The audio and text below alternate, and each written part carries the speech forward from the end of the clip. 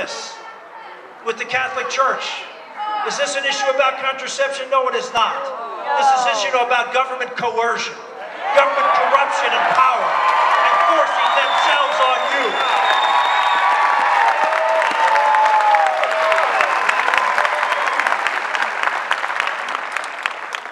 This is the issue in this race, folks. It's whether we are going to be a country, that you're going to hand off a country as stewards of a great inheritance, of a country that believed in free people and limited government. Are you going to be that generation that is going to lose faith with what made this country great? Or are you going to be the country that's going to stand up here in Washington State? I know everybody says, oh, this is a blue state. No, it's not. This is a state that loves and reveres freedom and opportunity.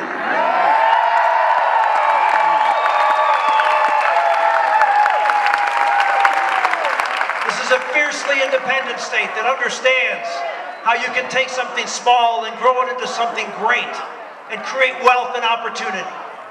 Imagine some of the great companies that are here in the Northwest.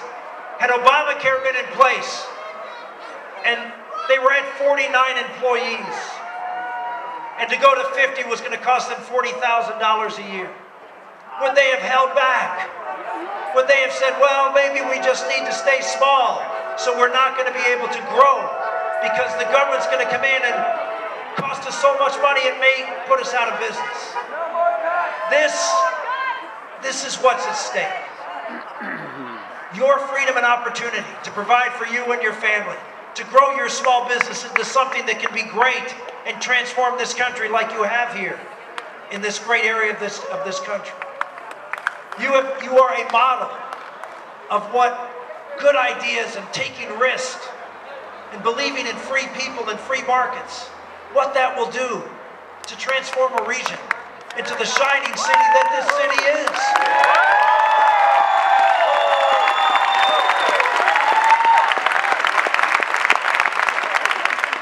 President Obama said about 9 months ago, when Paul Ryan put out his budget, he said, and let's give it up for Paul Ryan and his budget.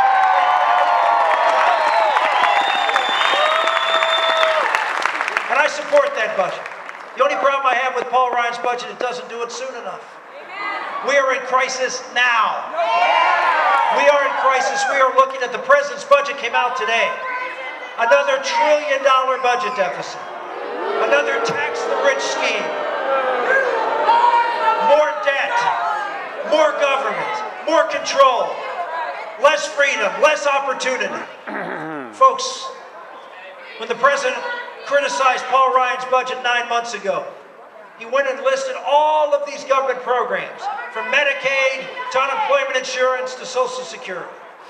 And he said this, America is a better country because of these commitments.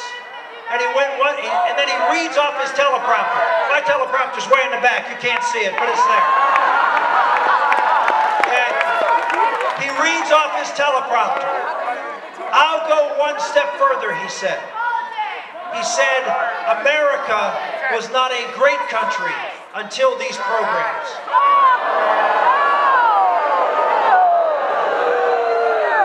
Just so you understand how the President of the United States sees America. The President of the United States sees America as a country that was not great until the government came in and taxed you, took your money, and redistributed it to people that they thought more deserved it than you do. That is Barack Obama's America. That's not Barack Obama's America. That's Western Europe. That's even worse. That's old Eastern Europe. That is not a country that understands. That's not a man who understands the greatness of America.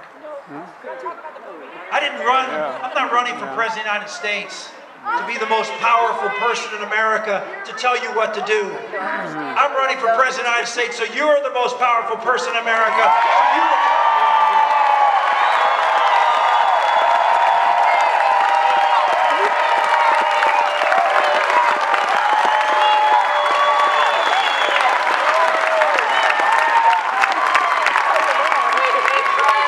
Ladies and gentlemen, that Declaration of Independence was the greatest document in Western civilization in the last 300 years. It set a template that has not only transformed America, but has given dignity to human beings all over this world. We are that beacon of hope. We are that shining city on a hill that still talks about liberty, freedom, and independence, talks about the dignity of every human life, talks about equality as seen in the eyes of God.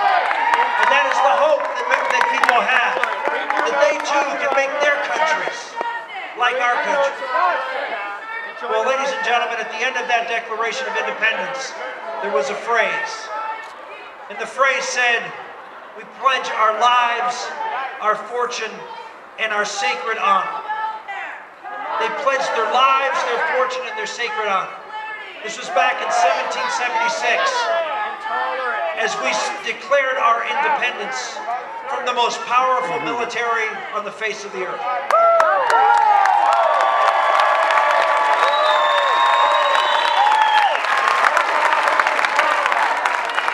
Every single one of those signers knew that in essence they were signing their death warrant. The chance that they would be successful in this revolution was pretty thin.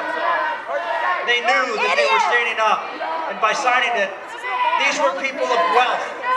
These were people of consequence. These weren't folks, well, like some people who didn't have anything to lose by showing up and yelling and screaming.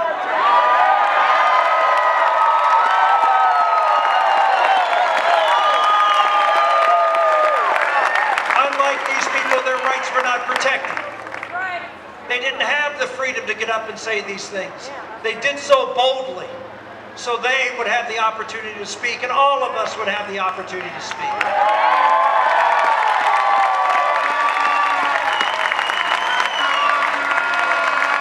They knew that if they lost that revolution, the revolution, they would lose not just their wealth, but they would lose their lives.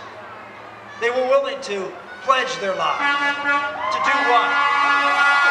To create freedom. To create the opportunity for their children to live in a country that believed in them instead of the king and the sovereign. Ladies and gentlemen, we are at that point in time and again in American history. If you look at what our founders said, they knew that the easy part was actually writing that document where they talk about liberty.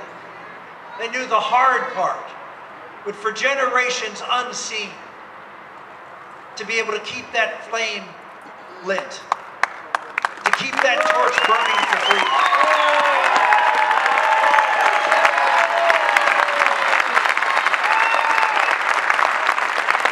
Every great civilization has failed because people lost heart with what made that great civilization great in the first place. They decided that they would go a different path, an easier path, where someone would be able to take care of them instead of being able to take care of yourselves and your family. Well, ladies and gentlemen, we are at that point. If we do not win this election, America will be a very different country. We will be a country that will be like the rest of the world, where a very few control the very many. Yeah. Now we have an opportunity. Shut up. We have an opportunity in this race for you here in Washington State to sign that pledge again. No one's asking you to pledge your lives. Thanks be to God, there are men and women every day who step forward and volunteer to put the uniform on and protect our lives every single day.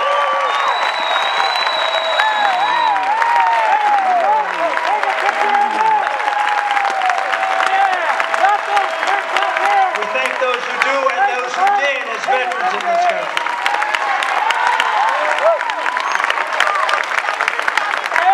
So no, I'm not asking you in the next few weeks to pledge your lives. I'm not asking you to pledge your fortune. Although if you go to Santorum.com, a little bit of the fortune would be nice. But I am asking you to put your honor on the line.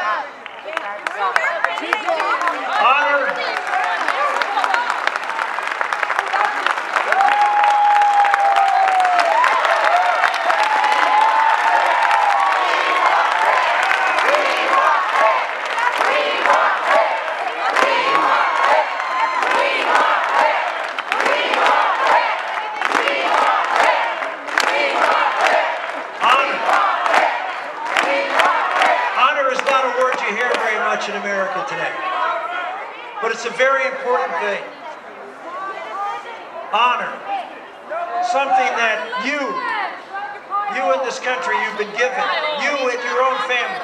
You stand up, and your actions, what you do and how you behave, reflects on your ancestors, reflects on the people whose shoulder you stand up on as members of your family, as people from here in Tacoma, as people in this country.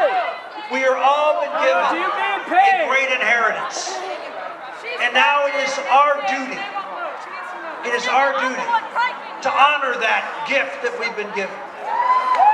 It is our duty, as it is the duty of every generation, to take this great inheritance we've been given and give it even stronger and fuller to the next generation.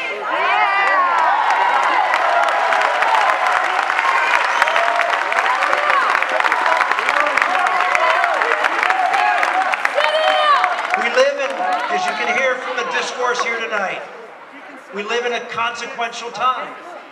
We live in a time that America is deeply divided. People ask me, Rick, how are we going to bring this country together? Well, the best way to bring this country together is to have a starting point that we can all agree on. And that's why I bring it always back to these founding documents. If we can't agree on this, what can we agree on? If we can't agree of how this country was founded and the greatness of our country, then how can we do what our Great Seal tells us? Out of diversity, out of the many, we can create one, e pluribus unum.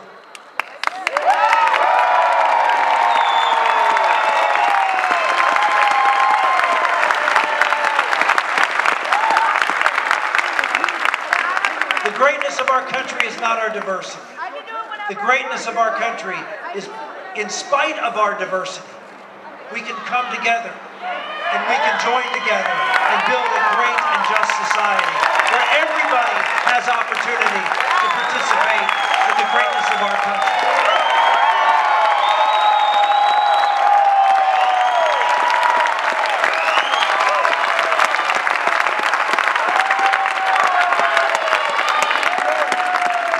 So I ask you, here in Washington State, where you have a great caucus coming up right before the big Super Tuesday, you will be the last voice, as Kirby said. You will be that momentum changer heading into those Super Tuesday states. Your caucus, your voice will speak very loudly about where the race is heading into these big Super Tuesday primaries. Your caucus across the state can have a huge impact in who the Republican nominee will be. And so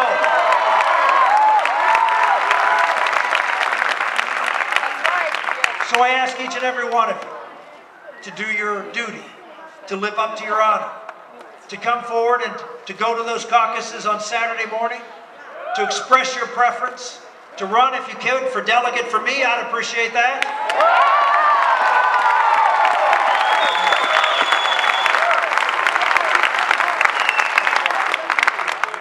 And go out and be that voice